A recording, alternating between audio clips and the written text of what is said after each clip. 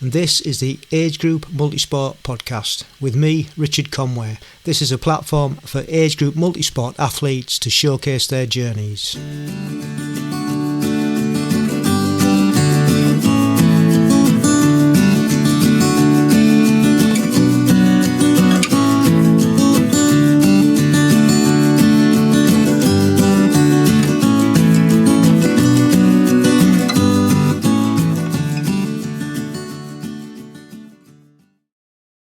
Welcome along to episode 61 of the Agegroup Multisport podcast, and thank you once again for taking the time out in your day to give us a listen, and the support is much appreciated, so thank you.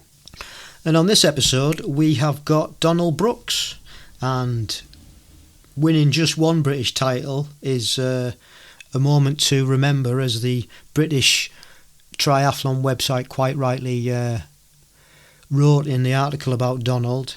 But Donald Brooks won all 5 in one season, and such an impressive feat. He became British champion in every distance and multi-sport possible in his age group in 2022. So we get into that. But what also was quite amusing was his backstory growing up as a kid and the sport that he actually got involved in. So yeah, that one's coming up. Hope you enjoy it. He's got a great story, great fella, and what an athlete. Been doing a bit of sport watching as usual. We watched the latest Super League, which was held out in the desert. And for those of you who haven't seen it, it was by a body of water, but there was nothing other than that around, other than the desert. They actually put a man-made road in, I think, for the competitors to compete by the water and then do the bike and the run course. So I think it was a big experience for them all, and the Brits did well again. In the ladies, it was Georgia Taylor-Brown ended up the winner, and she took the overall title as well. So that was great to see. Sophie Caldwell did really well, as did Beth Potter. And in the men's, Johnny Brownlee hit the podium again and finished 3rd overall in the series, which isn't bad considering that he had a crash midway through and was out for quite a while, and that's what made him miss the Commonwealth Games. So that was good fun to watch. And at the same time, we were watching Ironman 70.3 World Championships in St George in the United States. And the women's race was up first, and the gold medalist there was Taylor Knibb, and she was there or thereabouts on a swim, got on the bike, and they never saw her again, and she won by about 6 minutes. So she just completely dominated. Phenomenal run and phenomenal bike. Really nice to see. And in silver place was Lottie Wilms from the Netherlands. And a Brit got the bronze, and it was Emma Pallant-Brown. And she continued a year of medals. She was good way back on the run, and she just come through the field and took the bronze. So that was nice to watch. And the Brits did really well, because there was 4 British women in the top 8. Lucy Charles-Barkley finished 4th, and I think she was absolutely exhausted after her Kona exploits. And Holly Lawrence, she followed in 6th place, which was a great race. It was really nice to see Nikki Bartlett get 8th. Follow Nikki on Instagram, and she trains a lot over in Lanzarote, one of our favourite places, so we've got some sort of affinity together there, and yeah, it was really great to see. And I've got to say that India Lee finished 11th, but apparently she got a time penalty for some bizarre reason that they weren't really happy about, and if she hadn't have got 5 minutes, she would have ended up in the top 10 as well. So unfortunate there, but really good race. If you haven't seen it, get yourself on YouTube and have a watch. In the men's, it was won by Christian Blumenfeld of Norway. He got some redemption after losing out to his teammate Gustav Iden when they were at Kona doing the World Full Ironman. So yeah, he's got the 70.3 and the pretty much swapped round from last year, because Gustav won the 70.3 and Christian won the full Ironman. So they've just swapped it about and kept it in their team. So that was nice to see him get a bit of redemption. Continuing to watch the cyclocross over there in Belgium. Got to say now that the big guns are not in the men's, I'm not as focused on that. I really do like watching the women's though. They're some fantastic athletes, and the young kids that are coming through are absolutely phenomenal. And if you get a chance to watch it, it's really, really exciting, and I don't know how they do it. They're amazing. Also been watching Mrs. C's favourite. We were watching the Gymnastics World Championships this week, and some great performances from the Brits over there in Liverpool. And it's just how they do that. It's just awe-inspiring to see the strength and the flexibility of these people. They're just unbelievable. I can usually take it or leave it, but I have been actually riveted by their abilities and actually some of the all of the exercises they do. It's just been a really, really good watch, and that finishes this weekend. And the Brits have done all right. The men and the women have both qualified for the Olympics, so that's pretty cool. And this weekend coming up, this is a Saturday when I'm recording this, so tomorrow we have got the ITU race over in Bermuda, so that'll be pretty good to see. So that's pretty much Sporting View that we've been watching. A few podcasts that I've been listening to while I've been working. One that featured Eliud Kipchoge on the Feel Better Live More podcast with Rangan Chatterjee. And really nice interview. A lovely, lovely chap he comes across as, very quietly spoken. But he's very wise in his comments, and that is, if you get a chance to have a listen to what he's talking about. Great questions asked, I've got to say, and equally great answers. So definitely give that one a listen. And then there's another Rich Roll podcast I was listening to, featuring the ultra endurance veteran Gordo Byrne, who had a great story. And basically, he was a former private equity investment banker, and he packed it all in and basically went and decided that he was going to do ultra endurance. And he never looked back, and he won several multiple Ultraman events, plus lots of other things. He just walked away from the financial life that he had, which set him up pretty much, and just decided that he didn't want to bring his family up in that environment, and he decided that he was going to challenge the norm. And great listen. Following him now on Twitter as well, because he's got some great insights on endurance and multisport in general. So give that one a listen. And the final one that I'm going to mention is the Purple Patch podcast. And the reason I've brought this up, because it's quite apt now for the time of year that we're in, and it's the winter action plan and 5 non-negotiables. So that's really worth a listen. And they're just discussing about not taking your foot off training completely, as a lot of triathletes and multisport athletes are prone to do this time of year, just completely stop. And they recommend just keeping it going and just ticking over. So that's worth a listen. Enjoy. And personally, training's going really well. Started the MAF running again. So that's my longer runs at a steady heart rate pace, to see how they will progress over the coming months. And I'm really enjoying the long controlled runs. Still on the track with my club mates, WBC, on a Saturday morning. And I found out that 2 of my track mates actually listen to the podcast. So hello to Kate and Steve, and I hope you enjoyed this one. And I did a long ride last weekend, and after a friend on Instagram posted a story about him getting soaked, I commented and said he might want to check the weather forecast next time before he goes out. And with that, I went out the following day, the Sunday. I had checked the forecast and there was no rain to be had.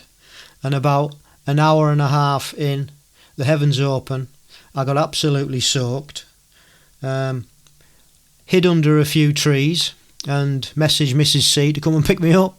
So I think you would put that one down to karma. Still on with the strength training, yoga and swimming, and a bit of Zwifting, and they're all ticking along quite nicely. So yeah, got no niggles, which is great.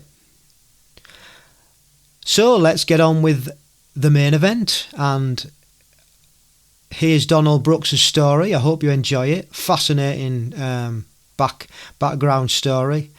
Made me laugh out loud. But what an athlete! What a phenomenal athlete he is. So hope you enjoy it, and we'll see you on the other side. Oh, jolly good. Yeah, how are you? I'm good, thanks. I'm good. And you? Yeah, all good, all good. Thought you stood me up there for a bit. No. Sorry, I was just trying to. I don't use Zoom as much, so it's I was just trying to log in. Oh, okay. No worries. Yeah, It's been a busy day today. Like I've just got in from site, hence workload still. So yes. No worries at all. No worries at all. Well, thank you ever so much for agreeing to do this and coming on and looking at your email and a bit of digging in your background and stuff. It's gonna be a fun one, I think. I hope so. Yeah, it's quite interesting. Yeah, it's an interesting story to tell, and a lot of people do ask me. So it might be good to get out on a podcast so people can have a listen. So yes. Well, you've definitely got one unusual sporting background, that's for sure, that I never even knew existed. So that was, and I've just been on YouTube while we were sat here waiting, just having a look at that sport in particular, and wow, that's it looks like carnage. Yeah. No, underwater hockey octopus. Yeah, that's it's like if you don't know the sport, watch it. It just looks like a load of piranhas being fed, doesn't it? Yeah, it's just, well, like the commentator was actually hilarious. I think it was England versus Greece or something, and okay. It was quite funny. So yeah, let's go straight into it then, and tell us a little bit about your background growing up as a kid and how you got into multisport. Well, I've not been into multisport until the recent years, but I've always been a swimmer. I've used to swim. I've asked my parents about this, but they said they started taking me to swim as a baby, and then I just progressed up through one of the clubs, and that was Paynton Swimming Club. And my granddad used to actually take me over there to the club sessions and sit on the side of the pool watching. And I think I did that till I was around about 9 years old. And I do have a vivid memory of being in the changing rooms, and I was moving up to the next group. So I don't know at age 9, I don't know what level that would have been, but thinking I really don't want to do this anymore, and just having a chat with my granddad and saying really don't want to do it. So that was the last time I went to that swimming club, and I think I probably didn't swim for a couple of months then. And then I live in Newton Abbot, and then eventually did join Newton Abbot Swimming Club. They've got a new leisure centre had just been built at the time. You didn't have to swim in the outdoor pool anymore, which was always appealing. It's all right in the summer, but as the days get a bit colder and shorter, it was always difficult going to the outdoor pool. So yeah, I started swimming there, but as though I say I got brought up as a swimmer, I never did any galas. It was just I did my distance badges and progressed up through the swimming club, but never part of the race team or galas or such. But as off the back of that, Newton Abbot Swimming Club had a water polo team, and I quite fancied. I thought the team sport that looks quite good, and I saw them. They used to get in when I used to get out of the swimming session. The water polo squad got in, and I got chatting to them, and yeah, I started playing that probably about 12 years old, and that's a bit of an eye opener. It looks like quite a nice friendly sport from the surface, but under the water, even at a junior level, it can be quite violent with the kicking and the dunking and the pushing. And the hats are there for a reason to protect those ears. So yeah, and I used to play that for a couple of years really, and just locally we used to play around Devon and play other teams like Exeter or Barnstaple and Plymouth, and travel around, and it was a good team bonding experience, a lot of training, and I carried on with the swimming club till then. But going on from there, my dad was always into his scuba diving. It was a passion of his, so he used to be off at the weekends or evenings doing a lot of diving with Totnes Bezac Diving Club, and I always, as you're inspired by your parents, aren't you? So I always think, I fancy doing a bit of this diving. He's always coming home with crabs, lobsters, scallops, or plaice. So I was like, that looks cool. That's like hunting, isn't it? Underwater, what can be better? But at the time, the British Aqua Club didn't take anybody on for their training until they were 14. So I waited till I was 14. And as soon as I turned 14, got myself done in the diving club with my dad, and met a load of new people. And that's when they introduced me to this sport that some of them played called underwater hockey, or Octopush. I love that. I love that title, Octopush. I think that's genius. Yeah, well, the sport was founded in Southsea in the 60s, right. And it got derived from the divers clubs that couldn't dive in the winter, so they wanted to keep fit over the winter months. So they used to go in and they used to use a snorkel, I think, to push a lead puck around. That soon developed into a bat. And they used to have 8 on each side, hence the octo, like an octopus with 8 arms. So, and they used to push the puck along the bottom. So it's Octopush, yes. And right, so that's where the name came from. Derived in Southsea in the 60s, I think 68, I think it was. And it's grown from there, really. And they used to play at, well, I think they moved to Dawlish Leisure Centre. They just started playing there when I started, and I thought, this looks like a good sport. I like my team sports coming from water polo, so I dropped the water polo and started playing underwater hockey. And because it's a bit more of a niche sport, you had to travel a bit further afield. So I soon was taken under the wings of the guys, and we were driving up to Guildford to play, or Southsea, or we'd got to Bristol for a tournament. And the national tournaments at the time used to be held in Crystal Palace. So I spent many a weekend up at Crystal Palace playing tournament type games and staying in the athletes' accommodation on site. It was, good days they were. And progressed on through. And I guess as I became sort of nearer to my late teens, started taking it a bit more seriously, and started training with the GB team. Right. And we'd meet up probably once a month, once every 6 weeks. And it would be at various different locations. But from being down in the Southwest, I would always have to drive to those.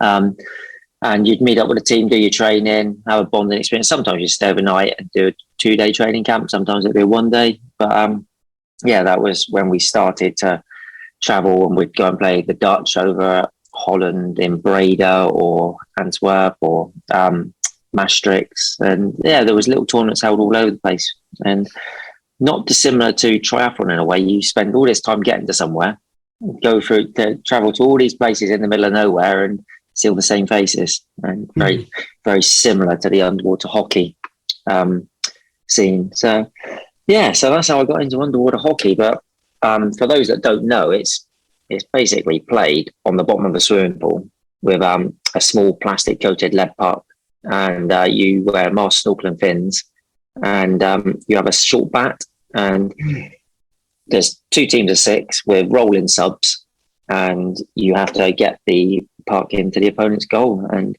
it's a team sport because you can only hold your breath for so long, so you have to pass it around. And it definitely gave me a good lung capacity, put it that way. Yeah, and for anybody listening who, like me, wasn't aware of it, have a look on YouTube, because it is fascinating to watch. And it just blows your mind what they actually do. So it looks really good fun. Yeah, so I carried on playing that, and I only gave that up when I got into triathlon in 2014. So I've played it for many years, and I've represented the country at elite level and also at masters level, and won won medals at a world level. So I used to play, but it's like I say, quite a niche sport. But I probably got back into swimming when I was about 21. That was through a master swimming club at Dawlish that they used to train just before we used to play underwater hockey. And I recognised some of the guys, so I started chatting, and they're like, "Come along to the swimming club." So I got back into swimming, and I still train with them now. So so that was when I was 21. I'm 44 now, so 23 years. But I remember it was hard work getting back into swimming, but continued at it, and you get back into it, and you get the feel for the water again. And one thing I've definitely noticed is as I've got older, I've definitely got and preferred the longer distance swimming.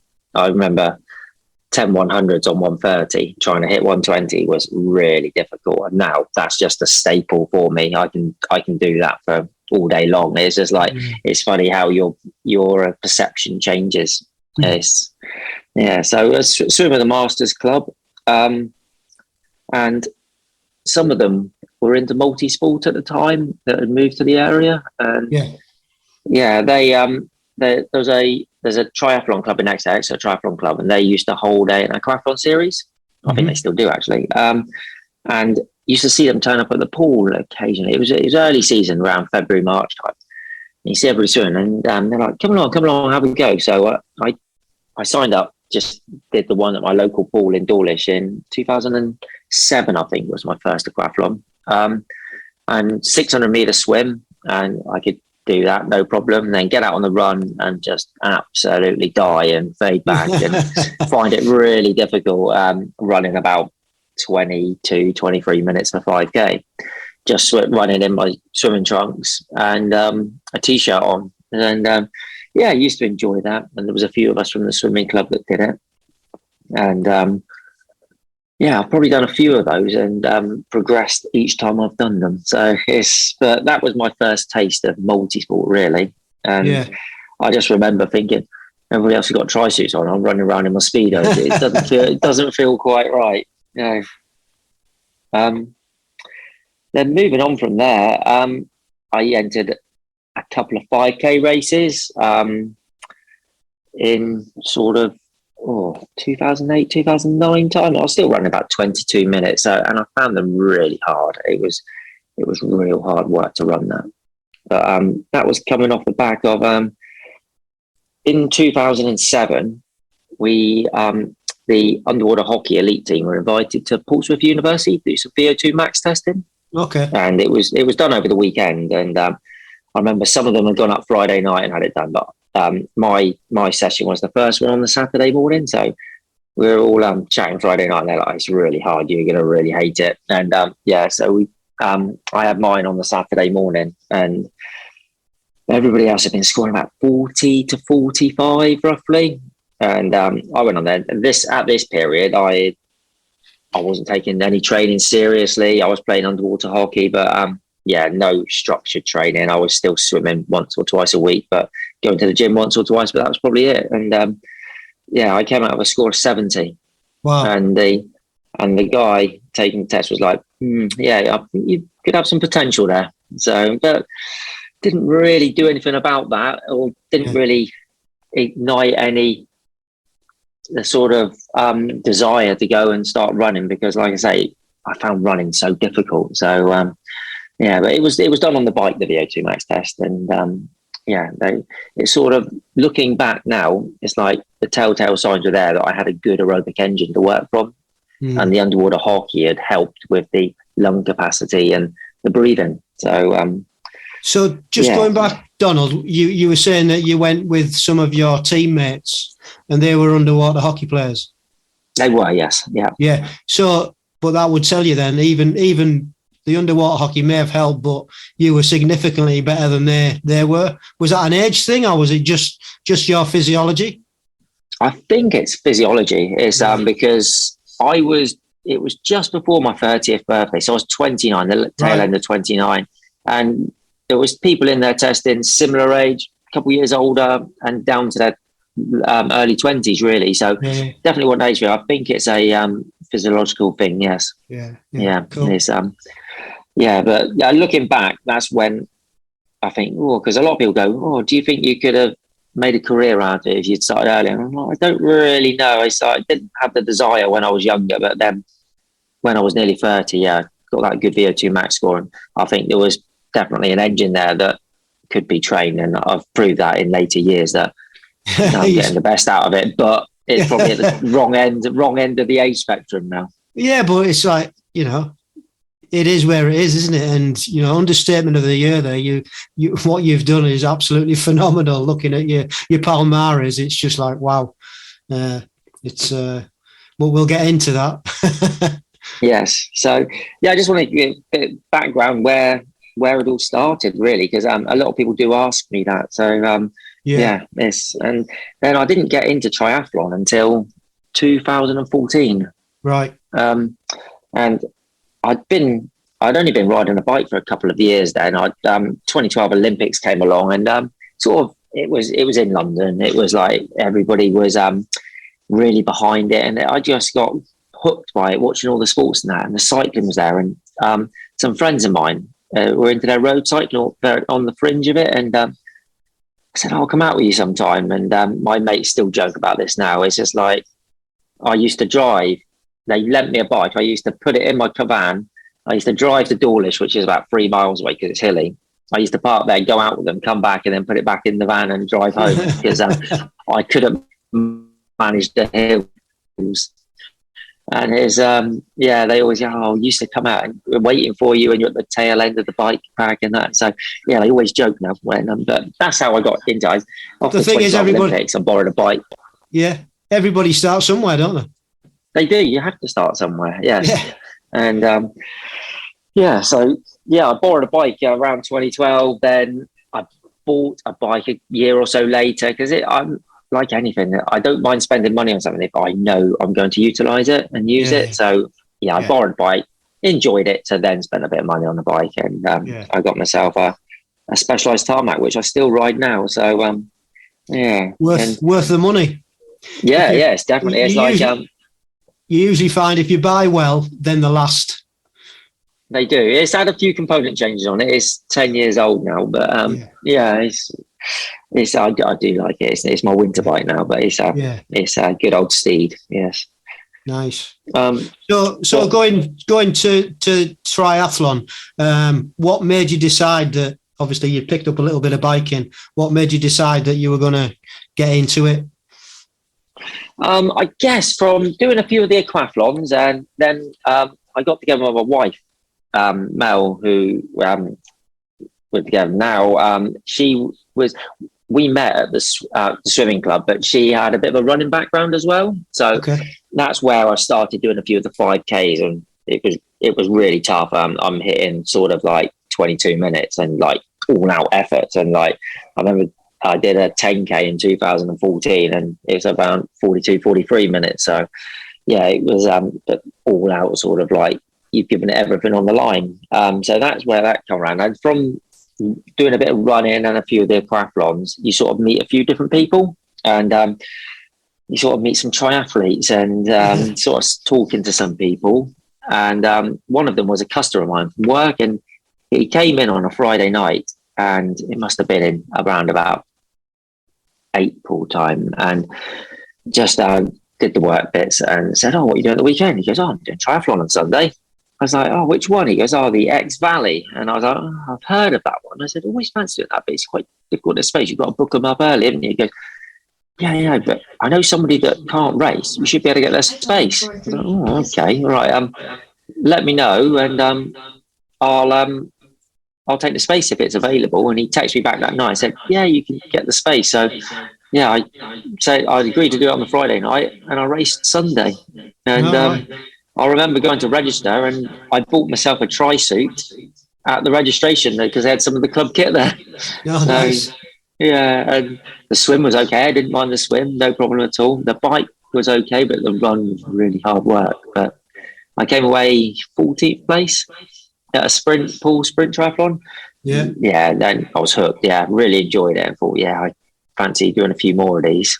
So, and then it sort of escalated from there. Yeah. So where did that lead to then? Did you join a club or? No, I've never joined a club. Sorry, I say I've never joined a club. I am with Torbay Triathlon Club now, but I don't train with them that often. Purely because where I live in Teignmouth, you've got Exeter Triathlon Club, which are 20 miles one way, or you got Torquay Triathlon Club, which are 10, 15 miles the other way. So it's a good 45-minute drive each way. So I mainly train where I am in Teignmouth. There seems to be a little hotbed of triathletes. There was always a lot of local people to train with. Right. And our swimming session was always good used to be a Sunday night, now it's a Monday. So a lot of triathletes would come to that, and it's a coach session. And so there was all these people around, and you get talking to them and you hear what people are doing. So even though I wasn't in a club, I was around a group of people, and there was a group called the Team Bridge Triers, which weren't a club, they were just a group. And it was just finding out what they were doing, really. And I think I signed up for my first triathlon was in 2014. I think 2015 I signed up for the Cotswold Classic Half Ironman. Okay. And I did that. And also, as everybody does, they rush right through too quickly. I signed up for a full Ironman in September 2015 down in Weymouth, which also doubled up to be the European Age Group Championships. So I applied to British Triathlon because there wasn't any qualifying races for that distance, and gave them that I'd done this half Ironman, and they gave me a slot on the age group team. How would you found out about the age group scene then? I think there was a couple people in the group that had done one before. I remember them going out to somewhere in Mallorca for a 70.3. And Karen Watkins was one of my training partners, and she'd been out to that. So I think that's how I found out about it then. So and then just look around the British Triathlon website and sort of find your way around it and see what ones are. But signed up for this full distance Ironman. It was run by Challenge in Weymouth at the time, and thought I'll give it a crack. And went down there and had a go at that, and it was one of the hardest triathlons I've ever done. It really was. It was. I hadn't had the training for it. I'd had a running injury leading up to it, and it really hurt. I come away. I got overtaken with about 6 miles left to go, and I picked up a silver medal there with a 9 hours 54 for my first one. Wow, that's doing triathlon for 18 months. So I was pleased with my performance, but knew there was a lot more potential there. And realised that maybe you can't just walk into these things, and they do take the training that everybody says that you need to do. Yeah. Having said that, though, I mean, most people having come off the back of a sub 10-hour Ironman, they'd be delighted with that. And you not been in the sport that long and rocked up to your first Ironman with, like you've just said, not a fantastic amount of training. That's pretty impressive. And you quite rightly, you must have thought, got a lot more to give to this. Yes, very much so. Yeah, it's like I said, I wasn't disappointed. I was really pleased. My aim was a sub 10 hours, and I'd worked out all the times in my head what I need to do on the bike, what I need to do on the swim, how I'd need to do the run. So, and they added up to around about 10 hours. So I was pleased to come in under 10. And then I went on from there, really. I just looked around what events were local, what qualifying events there were, what age group races I could target, because as you know, you've got to plan your next year. You've got to plan next year for the year after, don't you? And I think at the time it was when Europeans, you could qualify the same year, but Worlds was the year after, which has since changed. So it was always a fine balance of how to work out where you're going to go or what you're going to do. But I think my first age group race was out in Lisbon, and that was a standard distance in 2016, where I really wasn't sure how I was going to perform, how I was going to stack up against people, but gave it all on the race, and I came with a silver medal there as well. And I was like, this is good. And I remember the guy that beat me was a Russian chap that had been to the Olympics and was ex-pro, and I was like, yeah, well, they're the sort of people you expect to see on the podium above you. So yes, it is like maybe there is something there in it. I guess when you're doing well, it incentivizes you to do well. It incentivizes you to do more. So I just upped my training. I trained a bit harder. I trained a bit more consistently. And that's been my philosophy all the way through, really. Just keep the training consistent. Just keep it moving all the time. And your body adapts and you get better. You do get better. And are you self-coached then? I am self-coached. Yeah, I have. When I say I'm self-coached, I coach myself. But I do have some input from others. So for the swimming, there's one session a week I go to, which is, they call it a master swim or condition swim. And the guy on the side I've known for 20 plus years, and he gives quite a good coached session. So he'll give you your set on the board, but it's just one session a week. So it's not, he doesn't know the rest of my structure. He just knows that I come along to that session for quite a hard beasting, if you like. So he'll put that up on the board. And then the other stuff is really, I'll swim with others in the pool sometimes. I might go on my own, but it's always easier if you can go with other people. Cycling-wise, I cycle with Mid Devon Cycling Club. So as and when I can get to their sessions, I do. The racing season seems to throw a spanner in the works for most summer weekends. But in the winter, I'll go out on their club rides on a Sunday, so 3, 4, 5 hours. And it's always good to have some feedback from them. So you chat and you get different techniques. So one Sunday they might go, right, it's a big ring only day, so you're not allowed to drop into your small ring at the front. And where we live in Devon, it's all hills. It's so yeah, there's a lot of input comes in from them. We do chain gang on a Tuesday, which is always we got this. We go up and down the valley, and it's 20 minutes up, 20 minutes back, basically. So it's 2 20-minute efforts in about an hour and a half ride. So, and that's on the limit, but riding in a close pack as well.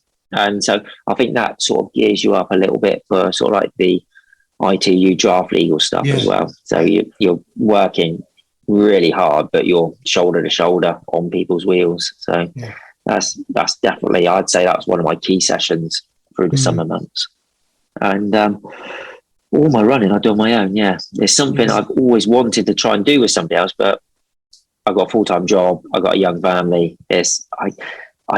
I haven't got time to go to a running session or that, so I just run out my front door and utilize my time as much as I can. So although I'm not self-coached, I do take advice from people. So answer to that question.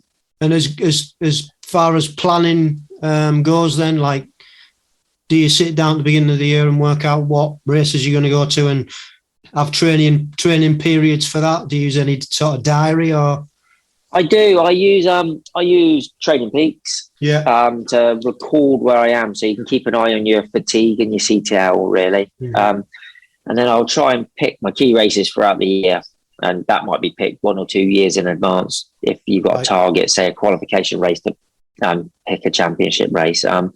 And then I'll see what fits around those.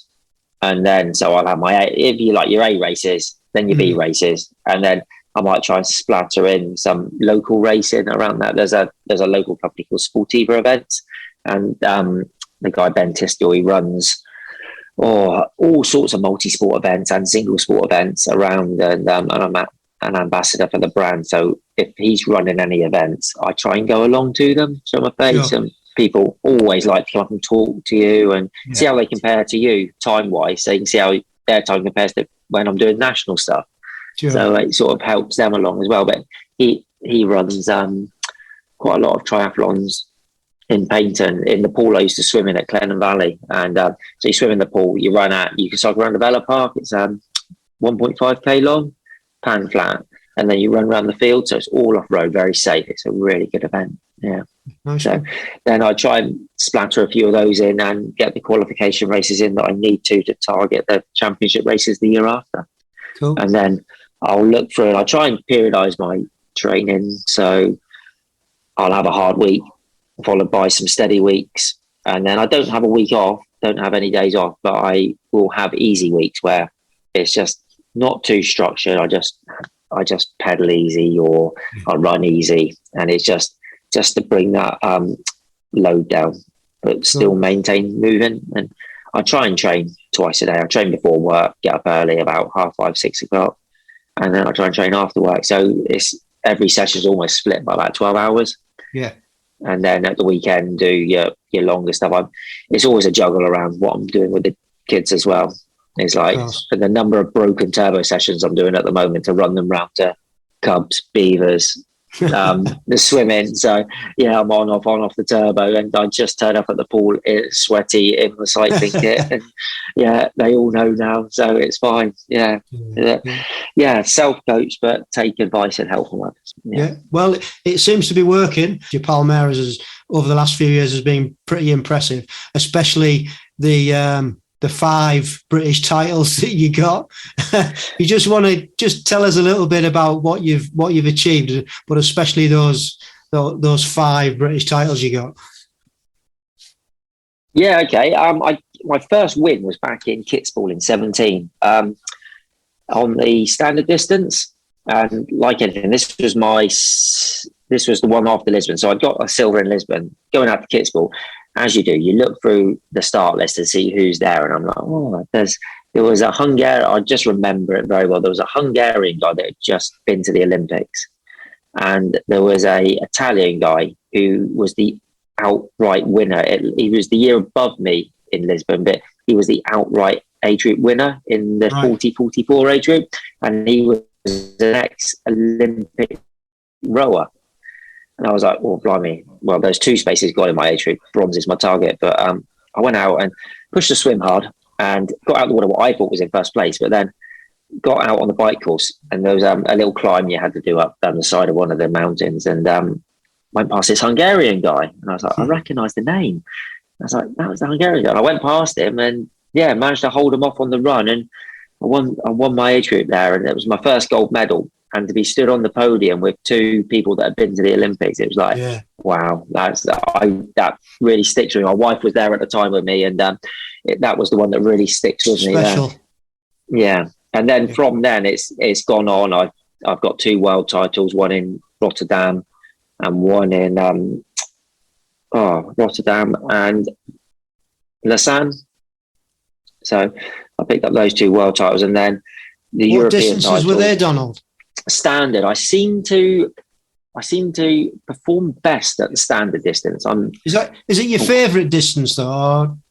Yeah, so standard's my favourite distance. That's where I seem to be able to come the highest in the overall rankings as well. Whereas sprint I do well at, and up to half Ironman do well at, but I seem to just have that extra edge at the sort of like the Olympic distance over the 2-hour period. And I come off the back there. I did Tartu and Glasgow in 18, and then Valencia and Poland the last 2 years, and I've been the overall age group winner at those. That's a mixture of sprint and standard. Yeah. So not just winning the age group, but the overall age group race. That's impressive. No, it is a 40-44 age group. Yeah. Yeah, it's, well, it is. I mean, you sit there quite nonchalantly talking about it, but that is, anybody who knows that is impressive. Yeah, and you do get in the older age groups, you do get the ex-professional triathletes dropping out of sort of pro racing into the age group racing. So there can be some stiff competition in there sometimes. Yeah. How do you feel about that? I don't mind it. I think it's an age group race. They're age group athletes. Okay, they might have raced as a pro. It's there's no rules stopping them entering. No. So it's an age group race, and if it's a world championships, it's not a world championships unless you've had a professional career. It's world championships. Yeah, because I've spoken to a few people who like haven't got that attitude. They don't really like it. They don't really think it's fair. These pro athletes coming into the age group scene, but I think that it's more kudos to you, surely, if you go and beat them, isn't it? It is, yes, and you get more of a true representation of how you fare up, within Europe or globally. And some of my favourite racing I do at the moment is when I'm allowed or able to start in the right sort of place with some of the younger athletes. And the outlaw events are really good for it. They will start you can self-seed yourself, and I can start right at the front of the race with the pointy end, and I can mix it up with the young guys then, and pushing the bike in pace lines and working hard for that couple of hours, and then going out on the run and seeing who's got what left, and shoulder to shoulder. That's some of my favorite racing, is when it's really close, and everybody's on the limit, and it's who can hold it, who's worked out the nutrition, who's not pushed it too hard, burnt too many matches on the bike. And it's that's some of my favorite racing. That is when it's neck and neck, shoulder to shoulder. Cool. So yes, so I went over to Munich this year, and I did the sprint distance in draft legal format. And I must admit, that's not my favorite type of racing, this draft legal, because I just feel it's more subjective. It's more, if you get these packs of racers, people can sit in and not want to turn and wait for the run. And I had a plan there. I looked at the start list, worked out who might be good swimming wise, and there was a Slovakian in there that was winning stuff in his age group, and I made it my point. I was on his feet on the swim, jumped him in transition. I got my bike 3 seconds ahead of him and just absolutely hammered it as hard as I could, and sort of didn't let him get on my wheel. I didn't even do my shoes up for the first 2 miles, and then settled into my pace and just time trialed it, and as if I would on a time trial bike, and came into transition 2 with a lead that I could hold on the run. So I must admit, it's quite good fun, but it's not my favourite form of racing, because I think it's not the time trial format. It's a bit more subjective, and you can sit in and pace off people. So I mean, I've raced draft legal, and I like it. Obviously, I'm not at the pointy end like you are, so I need all the help I can get, and I do enjoy that format by sitting in and listening to everybody shouting at each other to do some work, and you get those people who don't work and those people who do, and at the end of the day, I think it can just become a running race, can't it? So it can, yeah. And I don't mind that, but the bike is definitely one of my strengths, and it almost takes that away on the draft legal format. Yeah, it does, definitely. Yeah. Cool. Yeah. So those 5 British titles, sort of like, it's been in the back of my mind for a couple of years now to try and target it, but it's always been very difficult to do with other commitments and locations and clashes. And even if you can get to all 5 of them, you've got to make sure you're fit for all 5. Yes, yeah. And you're not ill, and because you can pick up a cold or COVID or anything. So I think it's just an achievement itself to be able to fit the 5 into your diary and turn up on the race line fit without too many injuries or an illness. Yes, let alone perform on the day. So I was very pleased to get around. As the last one I did was at Outlaw X, which was the middle distance, and everybody knew that I was targeting the 5, and I was running with, I think it was, I can't remember who it was, but he did say to me, he goes, we were halfway around the run, and he goes, you should be okay for your 5 now. It's like the bike's out the way, the mechanical issues are not an issue anymore, and he goes, you should be all right for your 5 now. So it was reassuring and nice to know. But I was very pleased with those 5 titles. Has it ever been done before? Has it ever been done before? I don't think so. British Triathlon did interview me a couple of weeks ago after it, and they were going to look into it. But they don't think it's been done before. No. Yeah, it's just mind blowing. I just can't even begin to understand how anybody can do that. Across there's all the different distances and disciplines. But what was quite helpful this year was they were spread out very well. It's like I did the duathlon back in March, and only just done the middle distance in late September. So they were spread out quite nicely.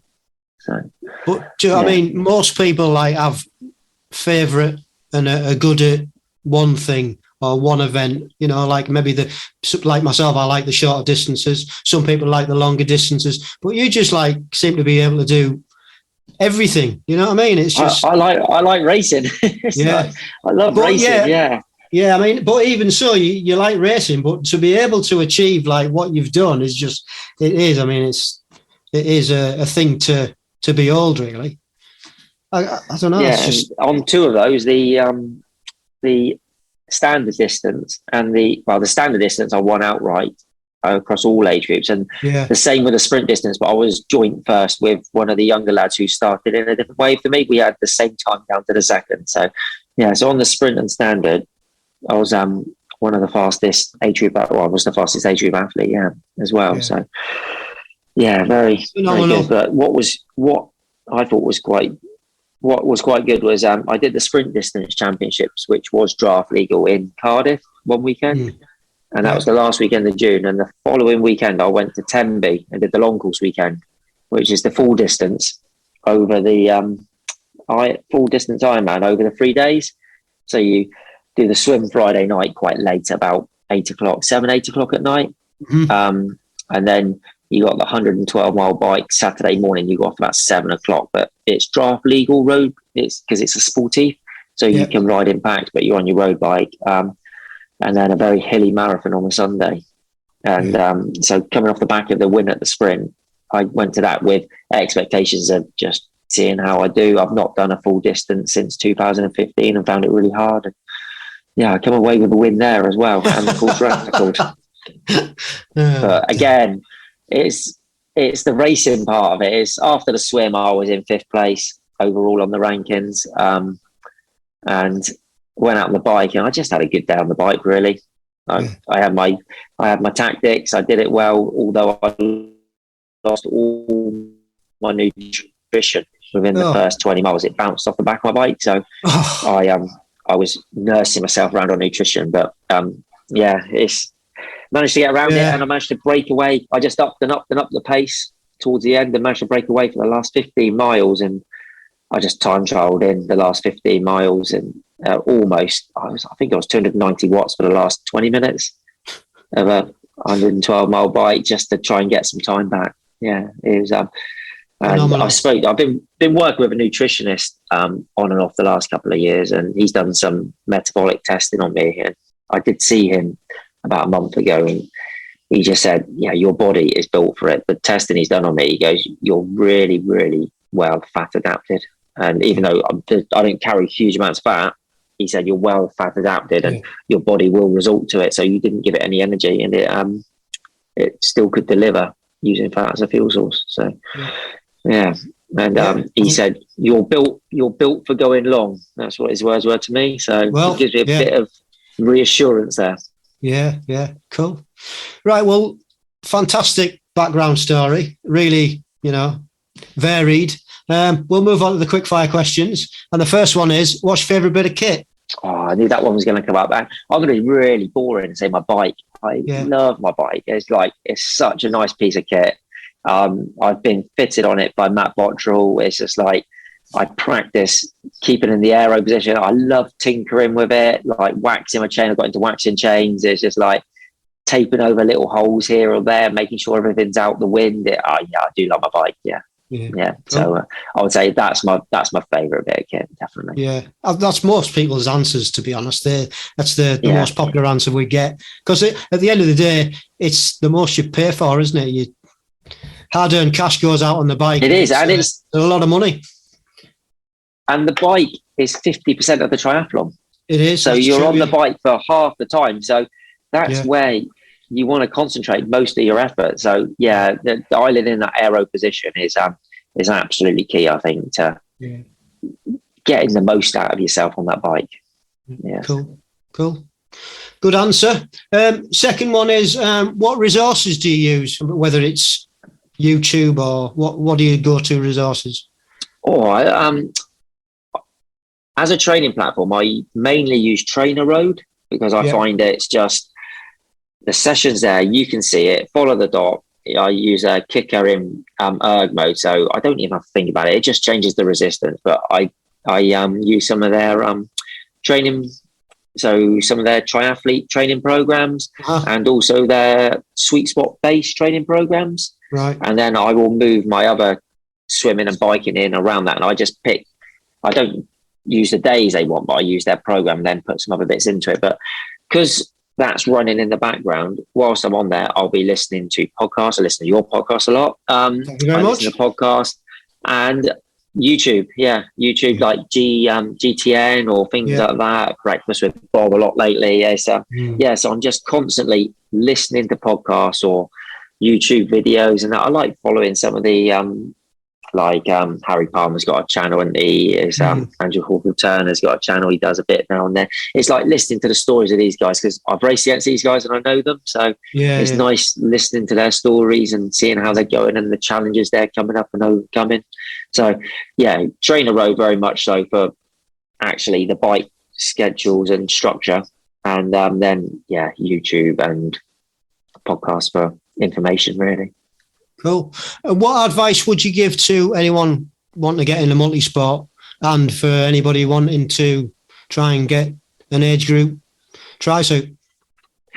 Don't be scared of it. It can be a bit daunting seeing all. I remember walking around some of these qualifiers thinking, oh, look at all the bikes. They're all fast bikes, but you still have to ride the bike. It's just, if you want to give it a go, don't be challenged or daunted by it. Enter it, turn up and give it your best on your day and race your own race. And as far as training goes, consistency is key. There's just train consistently. It's like there's no point in having a binge of training and a week or two off and then another binge. Just try and find something that fits into your work life schedule that you can maintain, even if that's half an hour here, half there. Just continue to do that every week and the gains will come. Consistency is key, I'd say. Yeah, great answer. It is. Consistency is key. And everybody, I mean, I'm like you, I listen to a lot of podcasts and a lot of triathlon podcasts, and they all say the same. They all say consistency. Doesn't matter what you're doing, but be consistent at it. So, 100%. And finally, what are your shorter and longer term goals? Okay, if you can possibly top what you've already done. Wow, yes, it's been a very good year, I must say. I'm off to Abu Dhabi next month for the world standard distance, and I'm also chucked my name in for super sprint, which I've not done that before, so that'll be a different one for me. Looks fun. Yes, should be fun and hot. It might be a bit of a nice trip away when we're in the midst of our winter. It's going to be nice and warm over there, isn't it? So, I'm kind of looking forward to that. But I must admit, I'm off to Lanzarote this weekend for half term with the family. So it's a family holiday, and I normally use the October half term as season's done, just relax and just it's that marks the end of the season. But keeping the fitness till the end of November, I think is going to be tricky and a challenge. But whereabouts in Lanzarote are you going? Well, I'm going down to Playa Blanca down the bottom. So I'll take some kit with me. I'll do some running. I'll hire a bike and maybe go out for a couple of cycles. But it's primarily a family holiday. There's 9 of us going with sister-in-law, father-in-law, and family. So be very nice. I'm looking forward to it. Yeah. But longer term, I've qualified for the 70.3 Worlds next year in Finland. So that was one of my long-term goals, because I did 2019 in Nice and I came 5th in my age group there, and I'd like to try and do better than that if I can, by targeting 70.3. So that's it. And I've got a little bit of an itch to try and do Kona. So I was going to say, I saw that down on your email. Looking at doing Kona. Yeah. You've got to try and have a go at that. You've got to, with your ability. You've got to go. You're not the only person that says that, and it's a cost time away sort of thing as well. And it might be a case that we go over with the family, but then it's the kids in school, and the cost of it just seems to be astronomical at the moment to do a family holiday. So I need to weigh up my options really. So I was listening to Joe Skipper's. He's got a podcast. Had one for a year, and I was listening to his build up, and I mean, he was deliberating as a pro whether he was going to go across. Because he said it's just this year, it's astronomically, like you said, the cost is just ridiculous. It's pricing people out of it, which is a shame, really. Yeah, and all the podcasts I've listened to on it, everybody has commented on the cost, not just of the accommodation, but the food when you're there, or just getting around in a taxi or something like that. And and even for the 70.3 Worlds, is in a place called Lahti in Finland. It's not a big place. Yeah. But every hotel is fully booked out before they even announce a date. And I've had 2 Airbnbs cancel on me because they've worked out that there's something going on, and they've cancelled on me and then just put their prices up 3-4 fold. And now I'm traveling out with Nirvana. Oh yeah, actually, Nirvana, they released their packages about 3-4 weeks ago. So I'm staying in one of the hotels with Nirvana. But I just think it's a safer option, really. People were just cancelling and trying to make a quick buck sometimes. So it's a shame. It's a shame. But again, the Worlds there is a 2-day format. So the girls race one day, the boys race another day. They get a lot more people racing. It puts the pressure on the infrastructure of the areas they're racing in. Yeah. Well, good luck with it all. Good luck, especially in Abu Dhabi. The guy I've just interviewed, actually, Dr. Jim Taylor from America, he's over in Abu Dhabi as well, racing. So it was interesting to get a slant. So that podcast will be coming out next week, before yours will. And he's over there racing. And one of my teammates, Karen Haim, she's over there racing as well. So I've now got a vested interest in three of you. I'll be watching That's three it, yeah. sidelines. So that'll be nice. I always like watching events when you know people that are in them, because you get a bit more of a feel for the event. Like I watched Kona, and I knew about 5 or 6 people racing there, excluding any of the pros, and that you feel like you know from watching all their results. But it was interesting seeing how some of the age groupers are doing over there, and how different people deal with the heat. So I've not raced somewhere that hot before, so I'm going to see how I deal with the heat, and that might help me make a decision on Kona. So Yeah. Cool. Right. Very nice. I won't take any more of your time up. Thank you ever so much once again for taking the time out and sharing your fantastic story. And thanks for putting the podcast on, Rich. I do enjoy listening to it. So, that's really nice to hear. Yeah. Well, it's just something that come up out of lockdown, really. And, I decided that, it was great to give people like yourself a platform to try and inspire others to get into our wonderful sport. So, I'm glad. They do. I do like listening to them when I'm either on the bike or out running. That's my normal go-to for podcasts. And I like listening to people's stories and how they got into it. And their background is always inspiring to hear how people got into it. And everybody's different, aren't they? Yeah, absolutely are. Everyone's got a story worth telling, that's for sure. So good luck in Abu Dhabi and in Finland. Yes. And we might see each other at an event at some point. That'd be nice. But I'll be watching. Yeah. I'll be watching your results. That's for sure. And it's been such a pleasure to talk to you. Okay. Thank you once again. No, thank you very much, Richard. Cheers. All right. Take care. Bye. So there he is, Donald Brooks. I think we can give him legendary status. As I said before, what a phenomenal athlete and what a phenomenal achievement. He's going to smash Abu Dhabi, and it would be great, as I said in the podcast, to see him in Kona one day to see how he gets on. Phenomenal. So I hope you enjoyed that. If you'd like to come on and share your story like Donald has done and 60 previous age group athletes, get in touch, drop us a message, drop us a DM. We're on Instagram, as you know, we're amp_1967, and we're on Facebook at ampgb, and our email is agegroupmultisportpodcast@gmail.com. Just send us an email and share your story and come on and have a chat. Simple as that. We're always looking for multisport athletes to come on, and I usually have to put a post out on Instagram and Facebook and scout people down. So it would be great if you could get in touch and share your story. We're also on Twitter at Age Group Multisport Podcast, and still haven't really updated the YouTube channel because it's really not getting that many hits, to be honest, and it is quite a lot of work to do. So we'll see. We might get round to it one day. So if you want to listen to any of the other previous episodes, they're all on our website, which is agegroupmultisportpodcast.buzzsprout.com, or you can find them on your preferred platform at Apple Podcast and also Spotify, amongst many others. So you'll find us out there.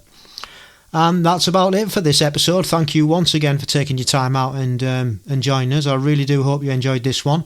We've already nailed the next episode 62, and that'll be coming out shortly. So it just remains for me to say, stay safe, keep training, and love the process.